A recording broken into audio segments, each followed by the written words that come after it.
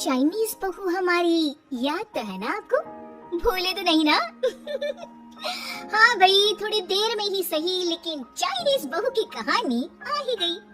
क्या हो रहा है ये देश में? चाइना ने तो आतंकी मचा रखा है। अरे क्या हो गया? क्यों चाइना को कोसता रहता है? भूल मत, तेरी ससुराल चाइना की ही है। हाँ माँ, पर ये देखना, लड़ाई झगड़े, ये बीमारी, ऊपर से ये देश कितना चालाक है। अंदर न जाने क्या क्या करता रहता है। तभी अंदर से बहू की चिल्लाने की आवाज आती है। अरे क्या हो गया बहू, क्यों चिल्ला रही है? माँ जी, ये देखिए, ये रूस ने यूक्रेन की हालत क्या कर दी है। ऊपर से चाइना में दोबारा लॉकडाउन लग गया है। माँ जी, अब क्या किया जाए?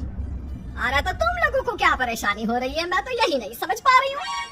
वो क्या है ना माँ, हम लोग चाइना जाने की सोच रहे थे। सांगसू के भाई की शादी है। तो क्या? अरे कौन सा उन लोगों के यहाँ भाई घोड़ी चढ़ता है जो बहन काजल लगाकर नेक लगी?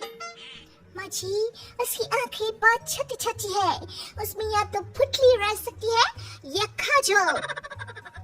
साले की पुतली निकाल कर काजल लगा दो, अंधा कहीं का। क्या क्या बोला तुम मेरे भाई के बारे में? अरे नहीं नहीं बहू, वो तो बोल रहा था कि तुझे नेक मिल जाएगा। बहन है ना तो उसकी। नहीं नहीं माँ जी, मैं सब समझती, ये मेरे भाई का मजाक बनाते रही थी। कितना सीधा है मेरा भाई, बिल्कुल छिपकली जैसा। नहीं नहीं बहू, सीधा गाय जैसा होता है। सही पकड़े हैं माँ जी। हाँ, तो मेरे भाई की शादी है, मैं चाइना जरूर जाऊंगी। तभी पड़ोसन आ जाती है। अरे नहीं नहीं बहू, तू कहीं ना जा, हम लोगों का मन कैसे लगेगा तेरे बिना। ले बहू, तेरे भाई के लिए ये शॉल रख ले, हमारी तरफ से गिफ्ट कर देना। अरे सब कितने अच्छे हैं, मेरी चाइनीज बहू को कितने प्यार से तुम लोगों ने एक्सेप्ट कर लिया। सच में बड़ी भाग्यशाली हूँ मैं। कैसी बात कर रही है? ये तो हम लोगों के देश की एक खूबसूरती है कि हर किसी को दिल से अपना लेते हैं, बस वो भी दिल से हमें अपना समझे।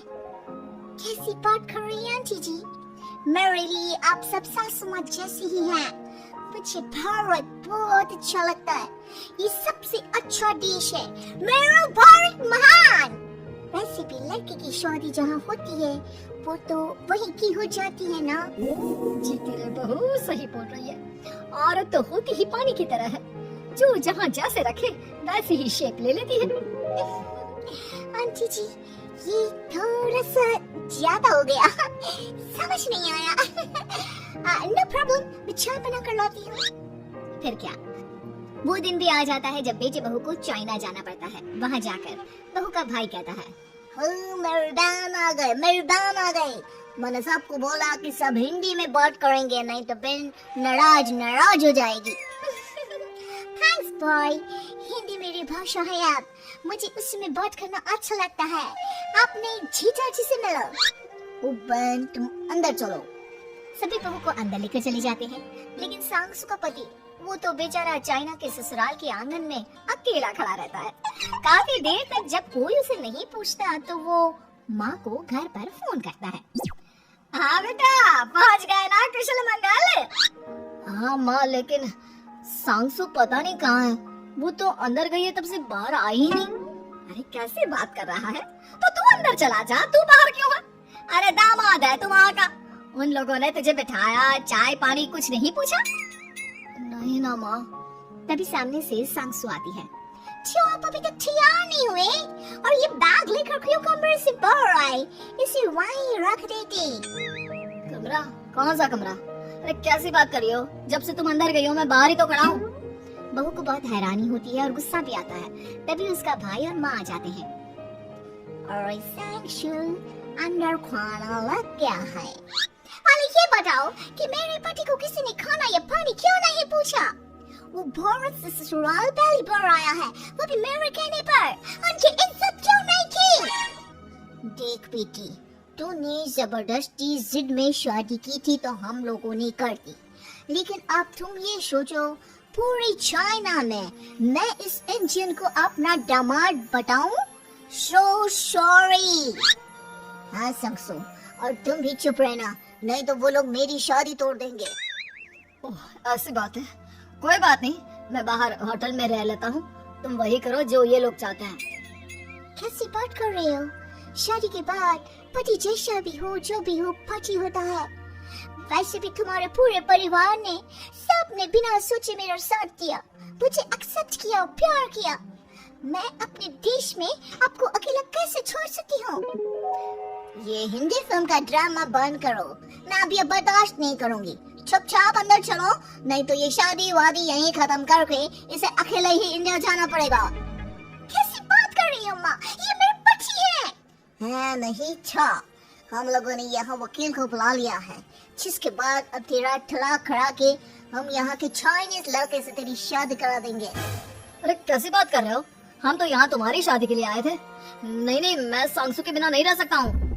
हाई वोल्टेज ड्रामा होने के बाद से ही सारा माहौल खराब हो जाता है कि तभी एक लड़की आती है। मैंने सारा इंतजाम कर दिया है, सांसू की शादी का मंडप परसों लग जाएगा। तब तक इसके पति को कमरे में बंद कर देते हैं। सभी सांसू के पति का हाथ बांध कर उसे कमरे में बंद कर देते हैं। ये क्या क्रांति है? हम लोग मेरे पति के साथ ऐसा नहीं कर सकते हैं। मैं किसी से शादी नहीं करूंगी, ये साफ बात है। पहले मैं अपनी शादी करूं, फिर तेरी भी शादी करवा दूंगा। सब कुछ तय हो जाता है, भाई की शादी हो जाती है।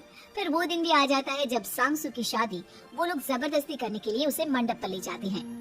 ऐसा मत करो, ये मेरी बीवी है। मैं किसी से शादी नहीं करूंगी। कैसे नहीं करेगी शादी?